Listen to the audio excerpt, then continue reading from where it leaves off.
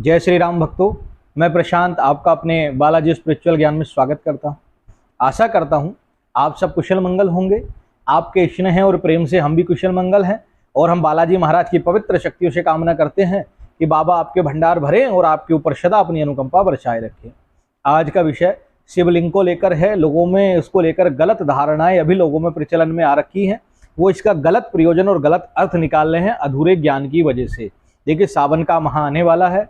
4 तारीख से सावन माह स्टार्ट हो रहा है और इस बार 2 महीने का सावन माना जाएगा, क्योंकि 15 दिन सावन चलेगा, फिर 15 दिन जो आएगा मलमास का महीना चलेगा, फिर 15 दिन सावन चलेगा, फिर 15 दिन मलमास चलेगा। इस प्रकार आपको जो समय मिलेगा 2 महीने का समय सावन का मिलेगा, जिसमें आप महादेव की पूजा अर्चना कर सकते हैं, शिवलिंग की उपासना कर सकते हैं, ओम नमः शिवाय का जाप कर सकते हैं।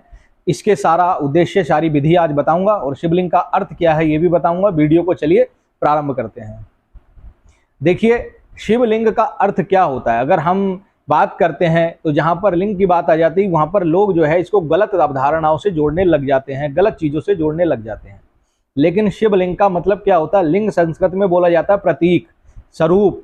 यानी कि उदाहरण के तौर पर बता देते हैं, जैसे आपने अगर संस्कृत पढ़ा होगा तो उसमें एक आता है स्त्रीलिंग, पुरलिंग। स्त्री का स्वरूप, पुरुष का स्वरूप। तो 3 प्रकार के लिंग जिस प्रकार बताए गए हैं कि स्त्रीलिंग, पुरलिंग और नपुंसक लिंग, 3 प्रकार के लिंग बताए गए। यानी कि उन तीनों लोगों को प्रकार हैं, वो 3 लोगों के प्रकार को विभाजित करता है। उसी प्रकार शिवलिंग जो है महादेव को प्रदर्शित करता है। शिवलिंग अर्थात महादेव का स्वरूप, उस परमेश्वर, उस ईश्वर का स्वरूप जो विग्रह है वो हम उस रूप में देखते हैं। श्री लिंग पुराण के आधार पर अगर कहा जाए तो शिवलिंग का जो सबसे नीचे का भाग होता है उसमें ब्रह्मा जी का वास, मध्य में श्री विष्णु जी का वास और सबसे ऊपर श्री महादेव जी का वास होता है। शिवलिंग पर जल चढ़ाने से, बेलपत्र चढ़ाने से, धतूरा चढ़ाने से और कुमकुम इत्यादि चढ़ाने से, दूध चढ़ाने से ऐश्वर्य, सुख, शांति की प्राप्ति होती है। महादेव की कृपा प्राप्त होती है, महादेव का आशीर्वाद आपको प्राप्त होता है।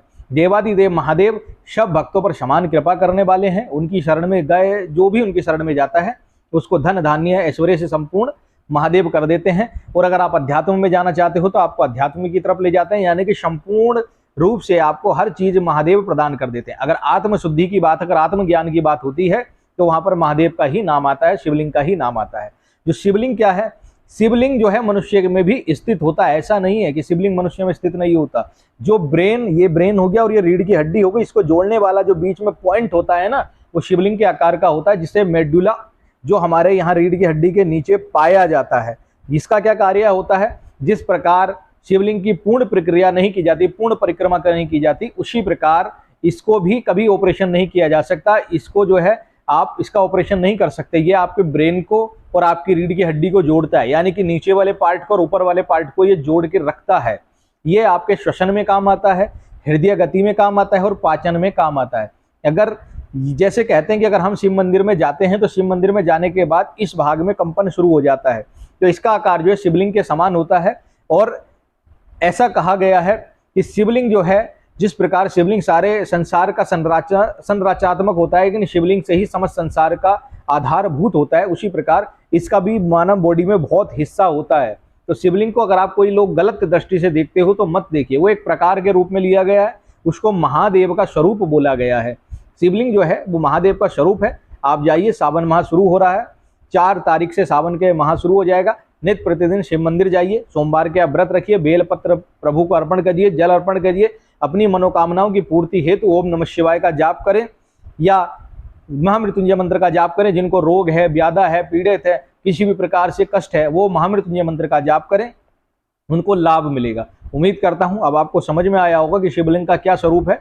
शिवलिंग को गलत दृष्टि से मत जोड़िए, वो संस्कृत को जानकर, उस विषय को जानकर ही आप उस विषय में बात करिए। जय श्री राम, जय श्री बालाजी महाराज, जय महाकाल।